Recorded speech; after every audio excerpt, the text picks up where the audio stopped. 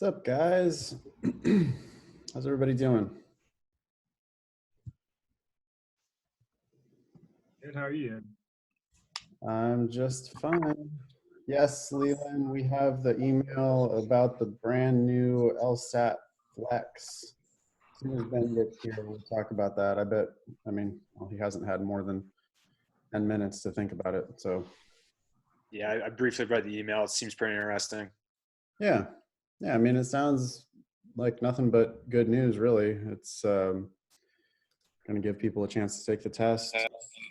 Sounds like it's going to be well, not computer adaptive, but 3 sections, which is kind of crazy. Yeah, it's nuts. But I mean, my guess is that they're just going to use old questions. So more practice you've been doing, I think the better off you're going to be. But that was the case. Or they Off the top of your head, do you think that colleges will be receptive or not receptive? Like, do you think it'll change their math on it? I don't think they're even going to know. I don't think they're going to know or care. That's my guess. Nathaniel will tell you just well, I guess I can keep talking about it while we're waiting for Ben, but Oh, I'm here. Ben, you're here. Yeah. Oh, shit. Hey, there you go. Sorry, I didn't see you there. Maybe we should just read. I can read this email. People who haven't seen it yet. Yeah. Ben? That'd be great. Yeah. Okay. Did you just? Are you recording, by the way? Oh, good. You are. Okay. You just did you just see the email, Ben, or have you not even read it yet? Yep. I haven't even read it. Okay. So this is from Eric, the Director of Data and Applications. He used to have something about Agile development in his title, but now he's Director of Data and Applications at the Law School Admission Council. I'm writing to give you another update on the steps we are taking to help ensure candidates have options for taking the LSAT this spring and summer while we all continue to navigate the ongoing COVID-19 emergency. I hope this message finds you well and that you are staying safe and healthy during these difficult times. Our hearts go out to everyone. Yada, yada. The continued devastating impact, blah, blah, blah, blah, blah. In light of the COVID-19 public health emergency, we will be offering an online, remotely proctored version of the LSAT called the LSAT Flex in the second half of May for test takers who were registered for the April test. So April test is canceled. You're going to be automatically moved into this LSAT Flex thing. We will continue to monitor the COVID-19 pandemic closely and will make other LSAT Flex test dates available this spring and summer if the situation warrants. We plan to resume the in-person LSAT once conditions allow, in strict accordance with public health authorities and using all necessary health and safety measures. In the meantime, the remotely proctored LSAT Flex will provide candidates with the opportunity to earn an LSAT score even if the COVID-19 crisis makes it impossible to deliver the test in person. Candidates currently registered for the April 2020 LSAT will be automatically registered to take the LSAT Flex in the second half of May unless they choose another option. We are committed to broad access and will work with all test takers with disabilities to see that their accommodation needs are met under the circumstances. We will also work with any candidates who may need our assistance with access to computer equipment or other necessary hardware. If you are aware of any April registrants who might need assistance, please urge them to contact us so that we can help. April registrants who do not wish to take the LSAT Flex in May can choose any one of the other published LSAT test dates without having to pay a test date change fee. We will announce the exact date and instructions for the May LSAT Flex no later than Friday, April 17th. We are working hard in real time amid this crisis to create new ways for candidates to take the LSAT and get scores in a timely manner because we know how important it is to their future and also to fairness and integrity in law school admission, which advances access and equity in legal education. We appreciate your continued support and guidance to your students as we all work through this extraordinary public health crisis together. Okay. LSAT, here's some bullet points. LSAT Flex will be composed of genuine LSAT questions that have been developed and tested in accordance with our rigorous standards and processes. LSAT Flex will be delivered in the same format as the free official LSAT prep practice tests available on LSAC's Law Hub. I've never heard them refer to it as the Law Hub before. So your students can familiarize themselves with the format now. To ensure the highest levels of security and validity, all LSAT Flex test takers will be monitored by live remote proctors via the camera and microphone in the test taker's computer. The audio and video feed will be recorded and further reviewed by human reviewers and artificial intelligence techniques. LSAT Flex can be accessed by test takers with a laptop or desktop computer with a Windows or Mac operating system. It's going to be 3 35-minute scored sections. So there's going to be one section of RC, one section of games, one section of logical reasoning.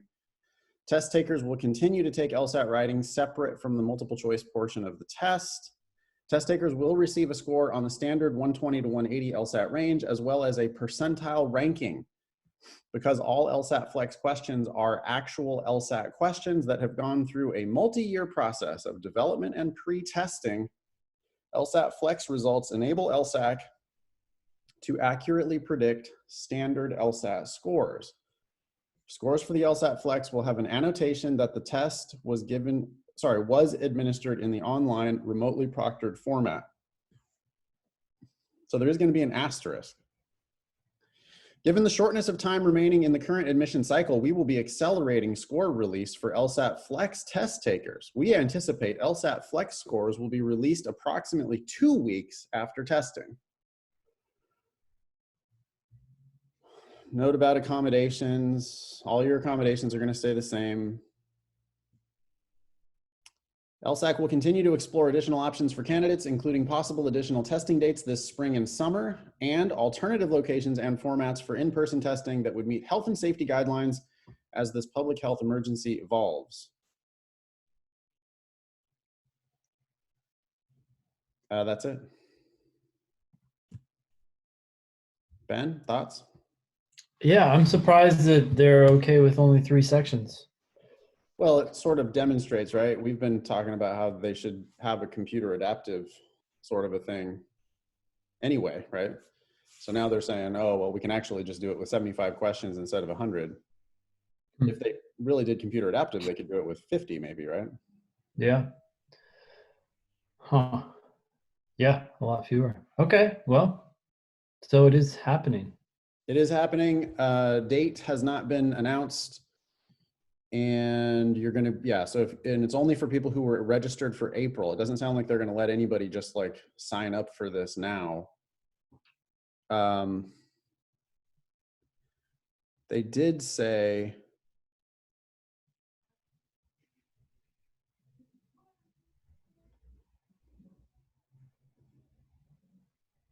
yeah, so they might open it up to other people after this, after the May one. Depending on how well it goes. Right. And how many spaces they have and whether they're able to reopen live LSATs. I suspect they're going to use the experimental maybe to check for cheating or things like that. Who knows? Because those questions, well, never mind. The bottom line is that they're going to try to figure out how much cheating happened, and if they determine that it's low, then they might do it again. I think that's their biggest worry is cheating, and so they're limiting it to just these test takers. But if it works out and they can limit cheating, then maybe they'll open it up for the future. Yeah. I'm wondering how hard it would be to cheat.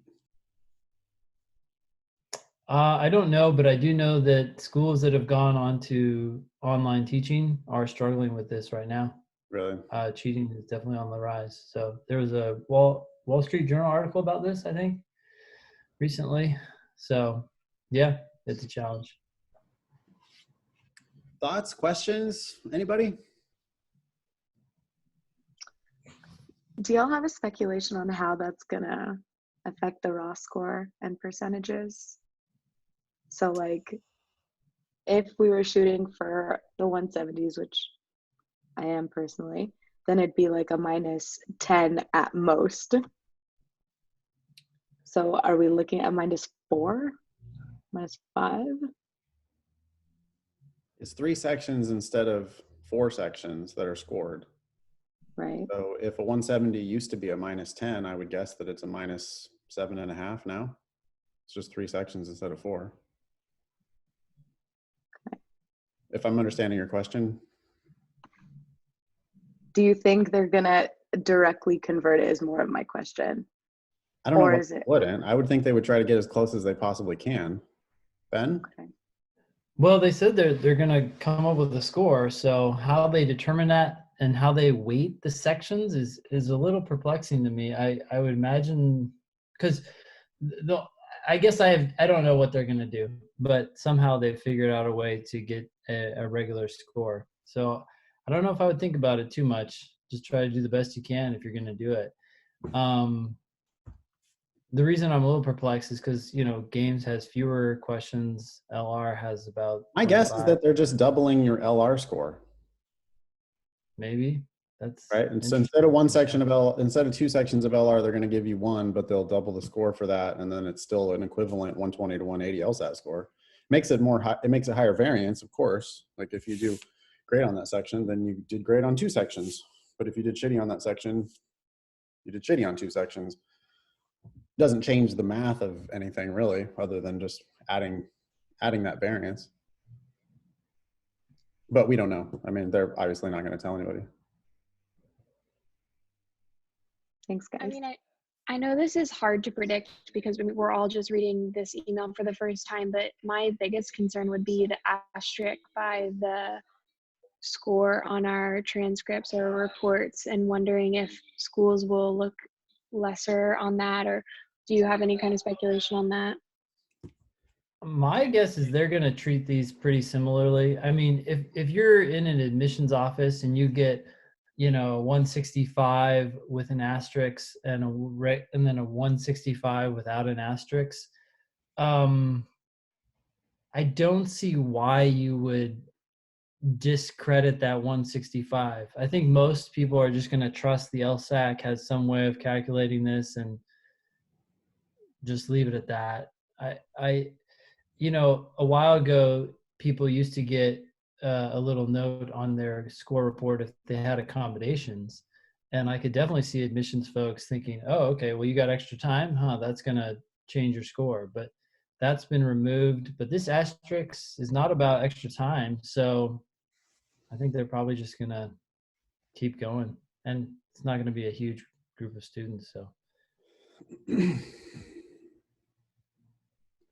The only thing that would change that is if it did come out that there had been rampant cheating or something. If all the scores were like super high somehow, I could see schools then kind of not counting it. But I mean, the truth is that at this point in the cycle, it's like, I don't know. Ben, did you see, I don't know if I read this part. I was skimming some of this. It's a long ass email. But he says, given the intense candidate interest in testing this spring for fall 2020 admission cycle, we had been working to preserve every possible opportunity to deliver the April. It's just sort of like, I'm reading that as kind of like rah for the law schools. Have you detected this, Ben, a little bit? That it's like they're selling, right? Quick. It's get on the bandwagon with everyone else who's applying this cycle. It's got to be, you got to go right now. It's got to be this cycle. But I mean, the truth is that people who apply right now for this cycle pay full price. I mean, almost guaranteed that if you applied now for school this fall, you're going to get ripped off. So this should have been almost a no-brainer for them to say, well, we know you're not actually going to send in your applications until September anyway, because surely you're trying to start law school in 2021, not in 2020, if you're a sensible consumer. But that's not at all their tone, right? Their tone is like, well, we had to make sure that we might even get some extra ones coming, just so that you can get in there and buy right now. Mm-hmm. I don't know. this application cycle, I really wonder now whether there are more applicants or fewer applicants. I know it was kind of a busy cycle 3 months ago, Yeah. but now I'm wondering, like, I got to think there's a lot of people saying, hold on a second, I'm going to wait another cycle and see how this whole thing plays out, because, you know, diving into this huge investment at this point could end up being financial ruin, right? So I don't know. I don't know what they're trying to do. But I mean, I guess long story short of that is that if your plan already was take the test now, go to law school now, pay full price, there's no reason why the law schools are going to let a little asterisk stand in the way of that, right? They're going to be like, oh, great, good, thank you, congratulations, you were able to take the LSAT. Wonderful. Come on in. Here's where you sign your name for the tuition bill of $50,000 a year that we're going to give you. Cool. That seems to me, because otherwise there shouldn't be any rush, right? Like any of you who are planning to apply in September anyway, yeah, it's nice to have multiple attempts, but it's not like critically important that you have to take the test right now. My 2 cents, I don't know.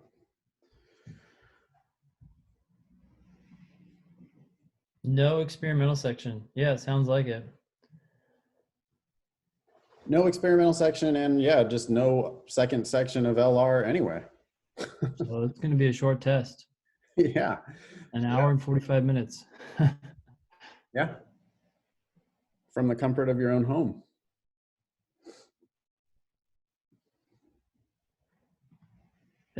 So Nathaniel says it would be better off just taking another month or two study and take the test in June or July. Yeah, that's it. If you're ready, you know, taking a 3-section test. It does. Might be It sounds easier. pretty sweet, honestly. If you're ready Yeah. for it, yeah, it sounds pretty sweet. Like 3 sections, knock it out. Stay at home. Don't have to, you know, I know a lot of you guys end up like having to travel to some other city to take the test, or, you know, get a hotel room and all kinds of complications. And instead you get to just do it at home. Yeah. But, yeah, it's nice. So do you think they're going to try to push for an in-person in June or later? I think that they're going to try to push for it. This is how they make money, and it's how the law schools make money, and the law schools own LSAC, really. So that's one thing to always keep in mind. So I think they're trying to push as many people to take the test as possible, and as long as they think that in-person is the only way to go, then they're going to push for it. That said, if the May test works out and they feel like they can keep cheating constrained, I could see them trying to push further with the online option to open up, I mean, just dispense with the whole hassle of in-person testing. Gosh. That's going to happen in businesses all across the board, right? I mean, Yeah. It's already happened to my business and Ben's business, where it's just like this, it makes more sense to be doing all this shit online anyway. And now all of a sudden you're forced to do it online, and you realize, oh, wait, it's actually sort of better. Why were we waiting so long to do all this? And Yeah. so, you know, that necessity is the mother of invention, right? They never could get it together to do an online test until now they had to. And then, hey, surprise, surprise, bang, here you go. Yeah. You already got it. So I hope, I mean, really, like, we should hope that they don't ever bring back the LSAT test day was ridiculous to begin with. Yeah. This makes no sense. Like, with this, they could have professional proctors potentially, instead of having just amateurs at all the different college campuses and hotels across the country. Yeah. Darius asks, should this change the amount of attention we give to LR at all? I studied LR more, even though RC is my worst section, since LR was worth 2 sections. I wouldn't make any big changes yet. That said, I would be going back and forth. If you're losing points in RC, you should be studying there as well. So I hope they clarify. It doesn't make any sense to me that they would all of a sudden weight reading comprehension and logic games more heavily because of this flex LSAT. It makes sense to me rationally that they would be doubling the 1 section LSAT score so that it would have the same weight that it previously had. That makes sense. Now, will they do the thing that makes sense? I don't know. Or maybe they have reasons to do it some other way. But it would be real weird that on the LSAT Flex, games counted for 1/3 and reading comp counted for 1/3 and LR counted for 1/3. That's a pretty dramatic difference when right now LR counts for 50%.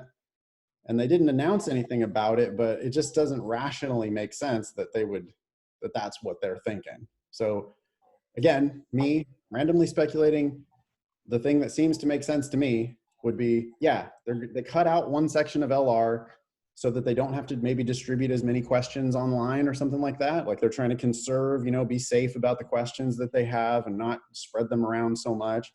Could be an anti-cheating thing somehow.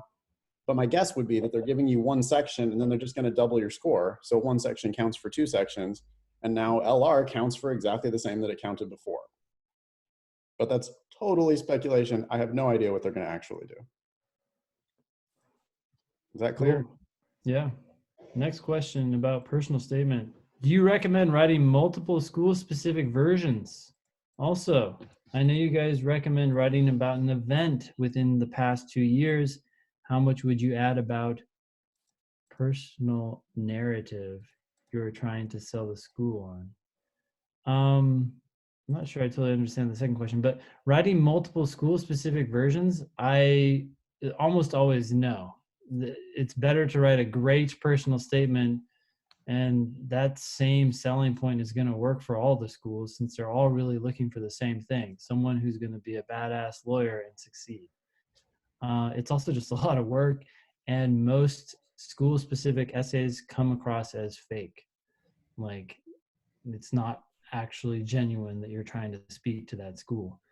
How much would you add about personal narrative you're trying to sell the school on? I'm not sure I follow that question. That's a reference to Ivy's book, who's talking about the overall packet that you're trying to explain yourself to a school. She describes it as your personal narrative. Okay, so like how would you have, like if you have a weakness in something, how are you going to address that in your personal statement? That kind of idea? No, not so much. More so, would you just stick to the facts of the event and explain that and stick with that, or would you incorporate, I guess, well, they used to do, your personal statement, then also intent letters or whatever. I guess, did you stick to the event, or would you incorporate like, hey, this is who you are as a person, and try to incorporate that as part of the event as well? Would you blend it, I guess? Nathan? I just don't get the separation between the event and the personal narrative. I mean, you're supposed to be giving a picture of yourself via facts from your life. So, I mean, yeah, you're going to want to decide what you're trying to sell. Why are you a good candidate for law school? What is it that you're bringing to the table? And you're going to not tell them about it. You're going to show them via whatever anecdotes you choose to present from your life. No, yeah, that's great. I appreciate it. Hope that answered your question. Wasn't quite sure. Is this only for April? Yes, this is right now. It's only for people who are actually registered for the April LSAT. And they are going to get pushed into this new May Flex deal. You'll get emails about it. If you're registered for it, they'll send you emails. If you're not registered for it, it's not for you anyway.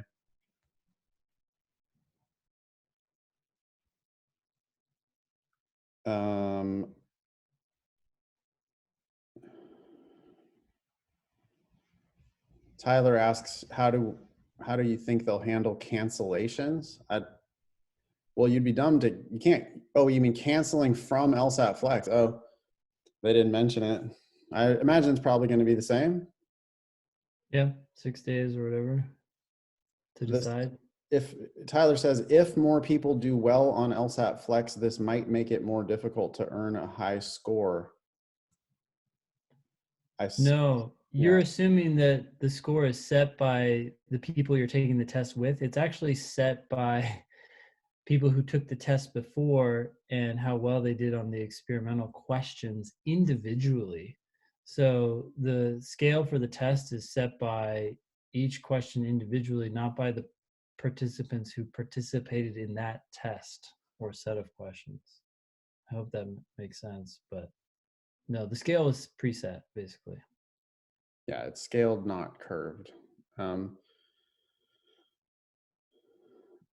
Another personal statement question. I'll be applying to at least one school next cycle that I got into this cycle, not deferring, so I can retake the test and apply to more schools with a higher score next cycle.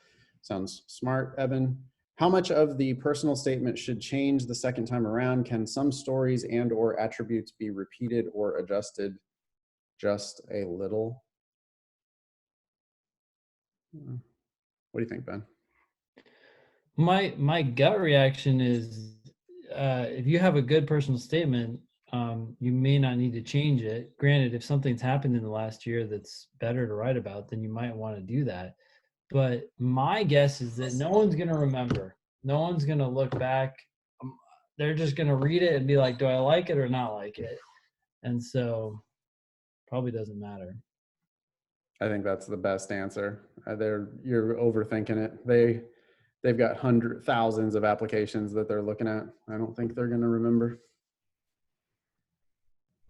Frank's got a hand up.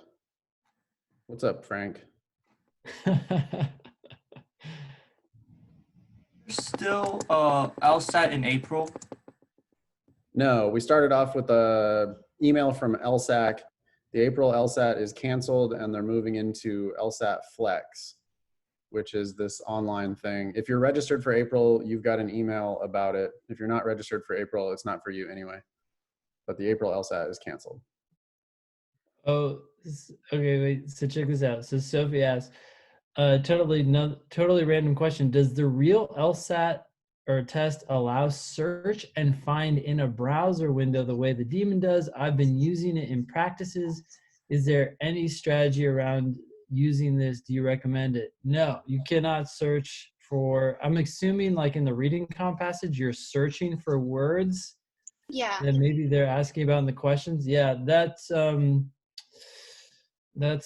little side benefit of having a browser, but you're not going to have that option on the actual test. I mean, honestly, if we could, we would probably shut that ability off in the Demon, or at least Yeah. nobody's doing time. Yeah, restrictions, I had never even thought about that. So yeah. Are there any other major differences that way, or habits that I should avoid studying with because they won't be available? Definitely don't do that one. Ben, you know more about the dev than I do. yeah, well, actually, I'm writing this right down in the dev list. Yeah, thank you. That's why we're doing these office hours.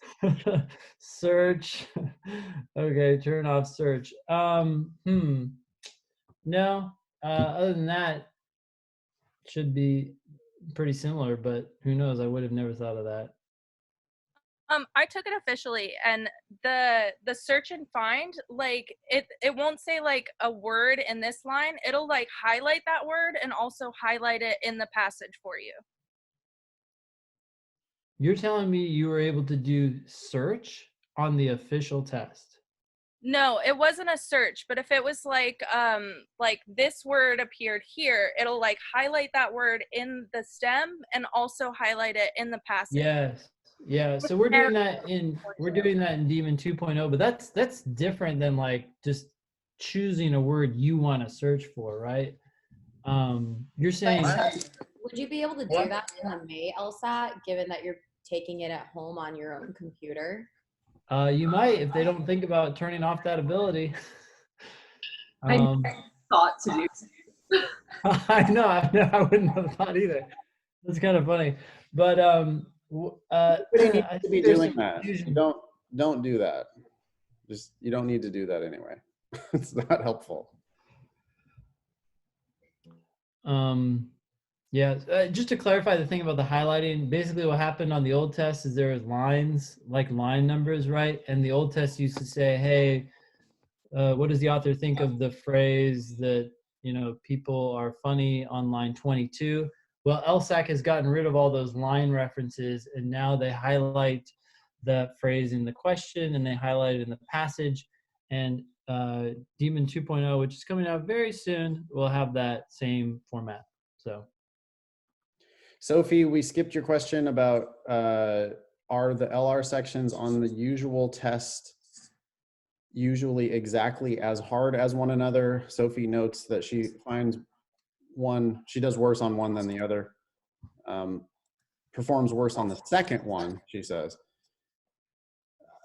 Students always think that the two sections are of different difficulty, and maybe they're right, but on a typical test, like half of the students think that the first section was harder and half the sections think that the second section was harder. So it's like harder for you that day. Maybe one or two questions were harder. I don't really notice a big difference in difficulty of sections. Even if there is a difficulty in sections, my guess is that it's just random. I don't think they're trying to give one hard section and one easy section. I think it just turns out to be harder or easier. And then they equate that when they scale the test, they take into account the difficulty of those sections and the difficulty of the games and the reading comp. And then that's how they come up with their total score. I think they're trying, Ben, unless I'm mistaken, they're trying to make them roughly the same difficulty. yeah, well, one thing that we've done in the Demon is we try to figure out the difficulty of, we try to figure out the difficulty of individual questions, and then we try to figure out the difficulty of like a game based on the difficulty of the individual questions within that game. And we've gone further and said, okay, well, what's the difficulty of this section? So for logical reasoning, well, if you take the difficulty of all the questions in all the logical reasoning sections and you average them together, they narrowly hover between a difficulty of about 2.7 and 3.3. So they're all really closely around a difficulty 3 out of 5. So yeah, there is some variance, but it's pretty narrow. And so I would say most sections are similar. Some are harder, some are easier, but it is random. Whether it's first or second, that is just up in the air. So I would suspect it's just, small data sample that you're looking at.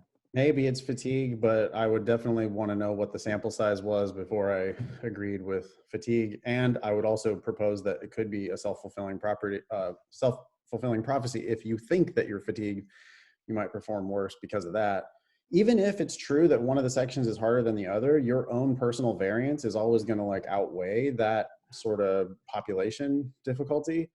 And I don't just mean it's variance of like, there might have been one question in the first 10 that you weren't adequately prepared to handle, and it like bumped you off of your game, and then you ended up struggling on other questions that you would have handled perfectly fine were it not for that one question earlier in the section that bumped you. Meanwhile, somebody next to you like did fine on that question, and then they just experienced an easy section.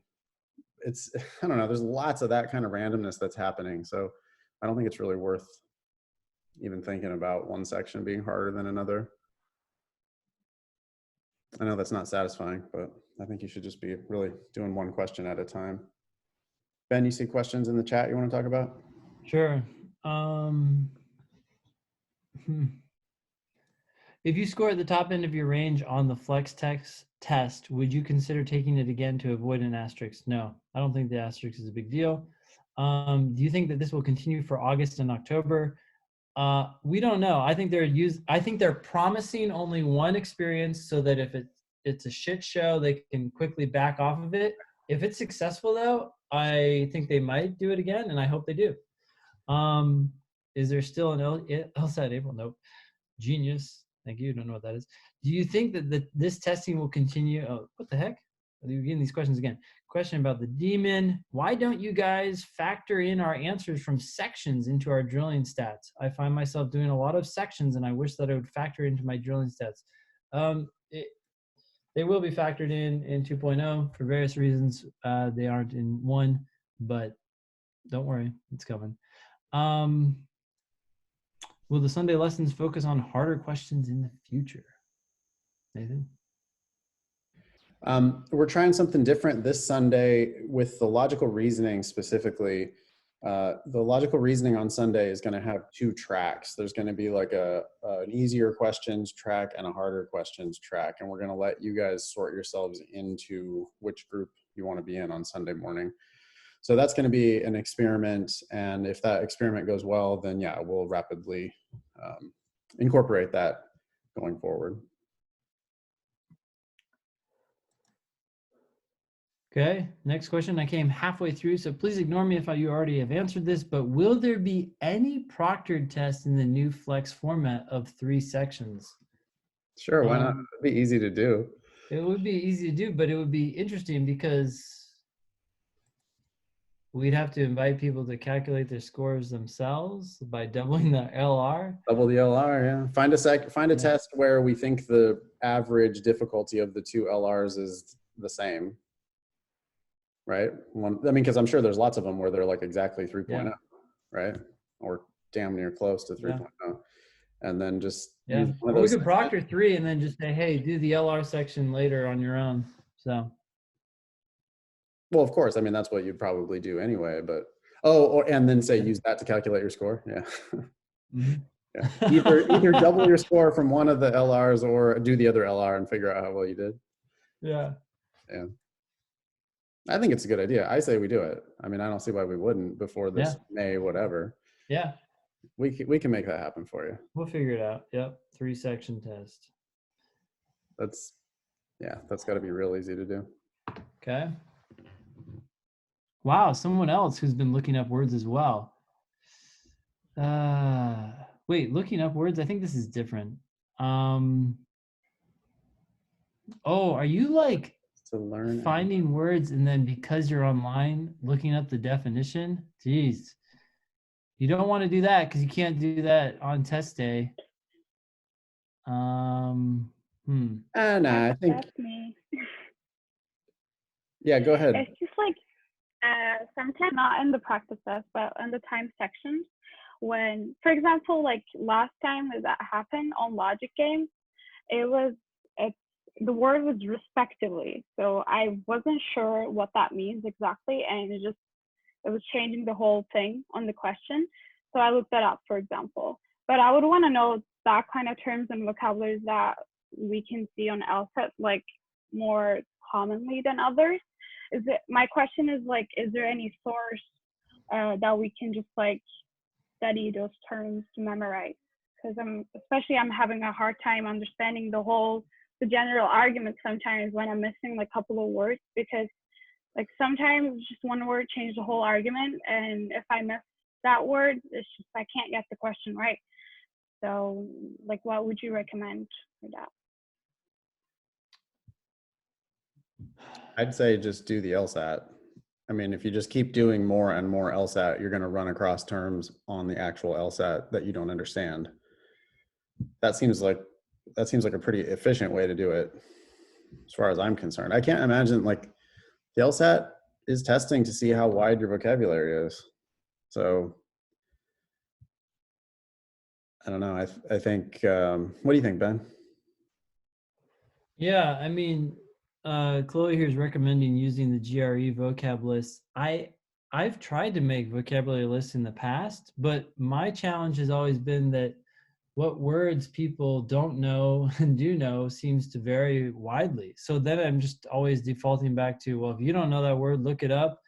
And eventually if you have to look it up again because you come across it again and you don't remember it from before, well, now you've learned it, you can just keep adding it to a list. So I have people adding it to an ongoing list until they know. And then some words you just know are very specific to a particular topic, and it's like, well, you shouldn't have needed to look that up anyway, and you got to get comfortable with approaching it just like a native speaker would who wouldn't know that word as well. So I've always just abandoned the lists that I've started creating because they work for some people and not for others. Yeah, definitely don't look it up while you're doing sections, by the way. You have to get good at, you got to get comfortable with working around it. You don't get good at trying to figure out the context. While you're reviewing, you can look up whatever you want to look up, but when you're doing the timed practice, or even when you're drilling in the daemon, don't look up words. Like, just do your best to work around it from context. All right, thank you. All right, someone says, Ben, do you find that intermittent fasting increases your mental stamina and overall clarity? Do you guys recommend any other life changes that can improve your performance meditation? Yeah, there's an adjustment to intermittent fasting, but yeah, I would actually recommend it. It helps regulate all sorts of hormones that I had no idea existed, and that makes it easier to sleep. And to me, sleep is a gold mine. And when I get good sleep, everything else falls into place.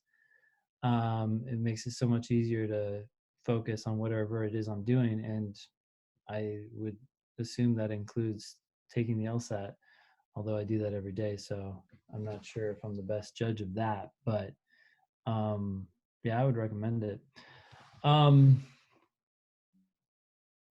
What if we have any Wi-Fi issues on test day? Will they cancel the score? I think any Wi-Fi issues would be unique to you. And so you'd have to deal with it yourself.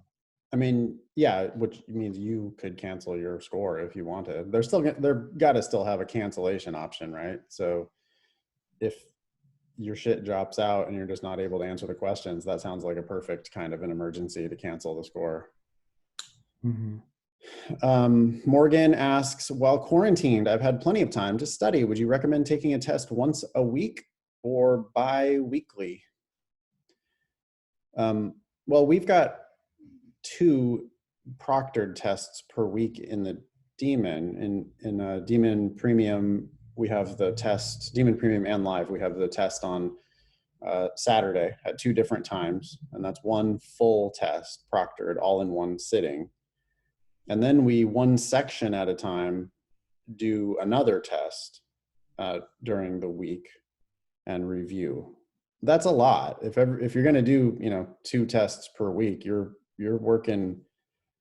That's a total hours. What do you think, Ben? 10 to 15 more, maybe? Yeah. Right, because you got to spend probably 1-to-1, roughly, about as much time reviewing a test as it takes you to do that test in the first place. So if it's 2.5 hours to do a test, it's probably another 2.5 of review for most people. So 2 tests a week would be 10 hours kind of minimum, plus whatever else you're doing. If you've got plenty of time, I would think you could do it. I mean, lots of people have been able to do 2 tests per week for a long time. And I know some of you have told me that you're actually adding a 3rd test in addition to what we're doing, like with your study partner or whatever. Some people are doing 3 a week right now. I would just caution you against going crazy with 4, 5, 6 tests a week. Some people do that, and I never think that's productive. Ben? Yeah, even with 3 tests, I'd be a little nervous that you're cranking through questions and not reviewing them enough.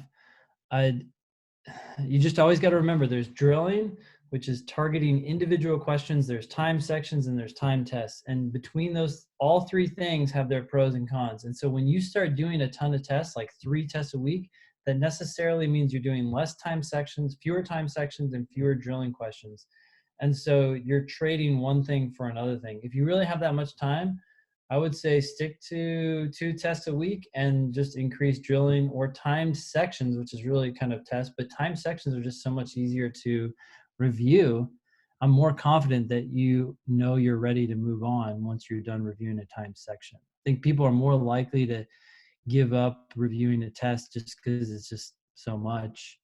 And so it's hard to know whether you're really ready to take another one.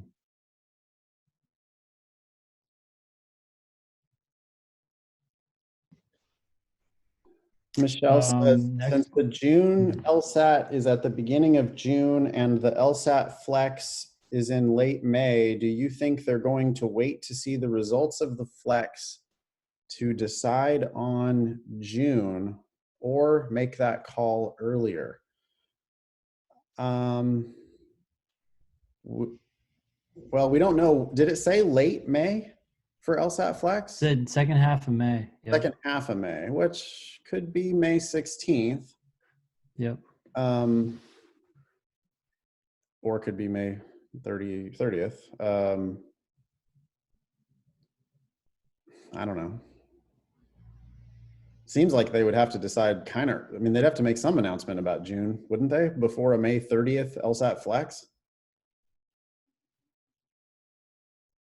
I don't know if my internet sucks. Oh, I don't know. I'm speculating that they would probably have to say something before the LSAT flex if it was in late May. I can't imagine that they would decide that they can just let people hang on that are registered for June and not tell them anything before the administration of the LSAT flex. But I don't know. We're just speculating.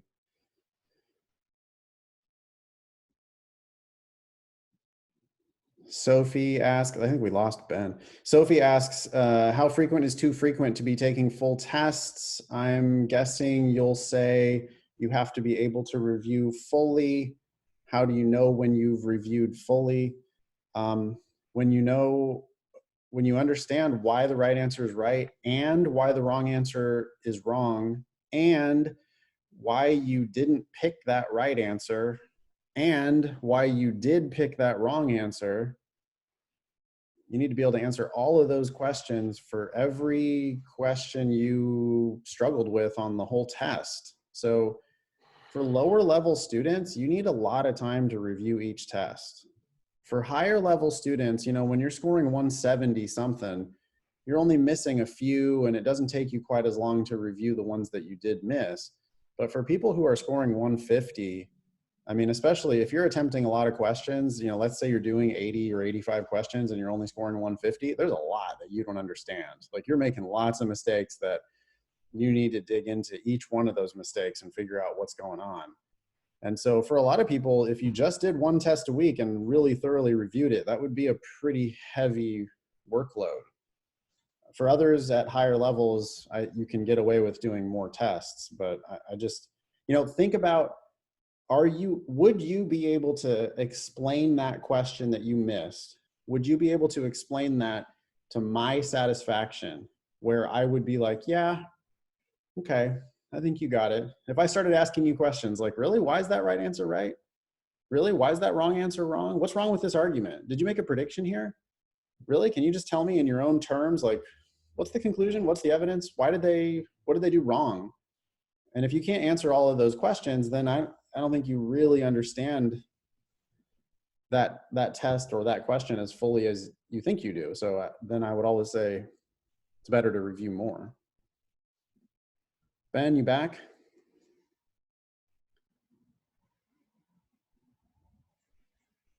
I think he's back. He's muted though. Sorry. Oh, he's there. I don't know what you're doing, Ben. I'm trying to get my internet to work. Oh, okay. So you're kind of back. Novak says, do you suggest doing 5-section tests? I won't be taking the test until the end of summer. Should I be doing 5 sections now or just stick with 4? Novak, we do 1 5-section practice test every Saturday in the Demon. We proctored 5-section practice test. We offer it in the morning and in the afternoon, depending on your time zone. But there's no reason not to do 5-section tests. You should practice, you know, the way you're going to play on the day of the test. So yeah, if you're a Demon Premium or Demon Live member, please do come and do those 5-section tests.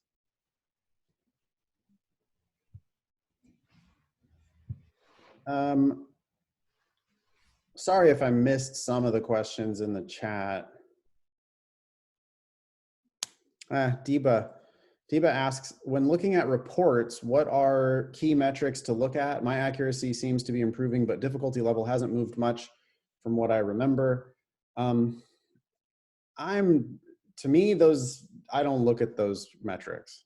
Ben might disagree, but I want to know what mistake you made today and how you're gonna not make that mistake tomorrow. So I think you guys love looking at stats, but instead you need to kind of confront harsh reality that there's shit about this test that you just don't understand. And every question that you've missed is an opportunity to face your demons. So any time spent looking at those reports, to me, I'd rather we're just talking about an actual LSAT question. Ben, what do you think? Sorry. I'm just getting back into this.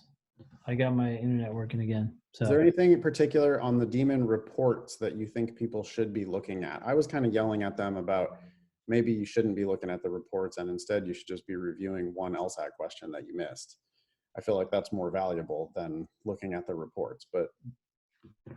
yeah, so I would say like a long time ago, I used to look at stats quite a bit, but I haven't looked at that page in ages. So I in part it's because the demon's doing a lot of that work for you. So it's like, hey, just do another question, learn from it. The other thing is that more and more over time, I've just come to the conclusion that these questions are all very, very similar. They're testing your ability to figure out what must be true given what was said. So if you can get your mind wrapped around why the correct answer is correct in a must be true question, oddly enough, that could help you in a flaw question because you can see why the conclusion in the argument was not supported by the evidence in the same way you could see why the wrong answer was not supported by the passage in a must be true question. So they're totally different questions, but the core skill of like, hey, how do I figure out what was said and what follows from what was said is going to apply to all the different question types. Granted, if you've done a ton of questions and you happen to see that for some reason you're still fucking up necessary assumption, well, then maybe you go target necessary assumption along with sufficient assumption. Whenever I tell people to target question types these days, I'm always saying do it with at least one other question type so you're not doing the same thing over and over and over again. But yeah, I mean, unless it's extreme, I wouldn't worry about it too much because the demon's going to figure out what you need next anyway. I really appreciate everybody's questions, but the most useful questions always are, hey, this one question right here, I don't understand what they're asking. Why is the answer B, not D? I got it right. I picked B, but I really don't understand why it's not D. Can you help me? Those are the questions that are going to actually move the needle. You have to humble yourself to your teachers and you have to say, I don't understand conceptually. The worst students always conceptually understand everything. They just don't understand why their score is not improving. And the best students are the ones who come with like, you know, real substantive questions. I'm struggling to understand this one. Can you please help me understand this one question right here? That's the people where we can really help you there because you've identified that there's something wrong. The test itself is going to tell you very clearly what you don't understand. You get them right or you get them wrong. And the ones you get wrong, you know, or the ones you get right that took you a long time, those are ones that can really help you a lot. Okay, question about question stem here. I understand that you guys are against reading the question stem first. However, the only time I would do it is when I see the main passage is broken down into two passages. Oh, you're talking about in reading comp? I find it helpful to read the question stem first so I can start predicting the answer before Not I about reading comp, sorry. I'm talking about the LR. When you have two arguments, let's say Clara and Marcus are arguing about something, so the question stem is unpredictable. So that's the only time I'm thinking that it's... Well, I still wouldn't do it then because I'm still just... The reason I don't like reading the question stem first is I don't want anything to get in the way. As much as I talk about question types, I don't want anything to get in the way of me just understanding what Clara said and what I think of what she said, and then what Sam said and what I think of what Sam said. And I just worrying about question types or anything on that level, even for me, I'm completely familiar with all of them, just gets in that way. I just want to understand, like, what are you trying to tell me, Clara? And do I agree with it? And then I go to the next person, and then it's like, okay, what do you want to know? What's the question you want to ask me? Then I'm ready for it. I guess I'm not sure how that would help you anymore, given the fact that there's two passages. I was just saying, because if it's, let's say, a disagreement question, sometimes they're not always disagreement question. You can kind of start to position yourself to look for the answers as you're reading. Yeah, see, I wouldn't, like, I feel like the answer comes from my understanding of the passage. So I wouldn't want to. I wouldn't want to read it first, even if they're going to ask, do they agree or do they disagree or something like that. All right. If it helps you, it helps you. But I agree. That's the only time I found it helpful, because other times you find yourself rereading the stem and then just wasting time. But that was the only time I found it somewhat helpful, because I can start positioning myself. Okay, here we are. They're talking about the same thing. Are they about to agree or disagree? And it just kind of helps me predict it a little bit. But I don't know. I just wanted to know your guys' thoughts. But by the way, I want to comment on one thing you said. You said that let's say you read the question stem first, then you read the passage, and then you read the question stem again. You're saying, hey, that's not good, because you're wasting time reading the question stem again. Although that might technically be true, I wouldn't consider the time that it takes you to read the question stem twice a big deal at all. This isn't like, oh, I saved myself the time it takes to read the question stem, therefore I'm way ahead of everyone else. It really, like, in fact, I hope sometimes people are reading the question stem twice. They read it and then they're like, wait, what exactly are you asking? Oh, this is what you're asking? It's all about understanding, even if that takes rereading the question stem. Like, that's where the actual speed takes place, because when something clicks and you're like, oh, yeah, I get it. Then all of a sudden, everything is just like super fast and downhill. It's the biggest challenge in the test is getting to that aha. And so I know you're arguing like, oh, let's not read the question stem first because it could save me time, because then I don't have to read it twice. That's just not really the reason. So that's all I'm trying to say. Guys, I have to duck out because we're doing the power hour in a separate Zoom meeting. That's going to be a bunch of hard LR questions and a hard logic game. So I will see some of you over there. I'm going to log off of this meeting now. I'll leave you with Ben if there's any final questions. See you guys in the other meeting. Thanks. Yep. I'll try to hit these out really quickly. Let's see here.